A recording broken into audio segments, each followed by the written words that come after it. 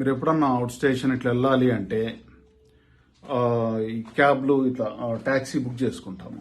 ఆ cab taxi book చేసుకున్నప్పుడు first number plate చూడండి.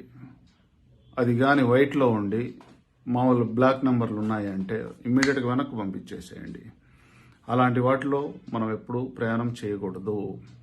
ఎందుకు అంటే ట్రాన్స్పోర్ట్ వెహికల్స్కి కొన్ని నియమాలు పెట్టుంటుందన్నమాట గవర్నమెంట్. దాని ప్రకారం ప్రతి ఏం జరగనంత వరకు ఓకే, ఆడేదో ఒక 2,000 ఎంతో తగ్గిస్తాడని చెప్పి అట్లా వెళ్తారు.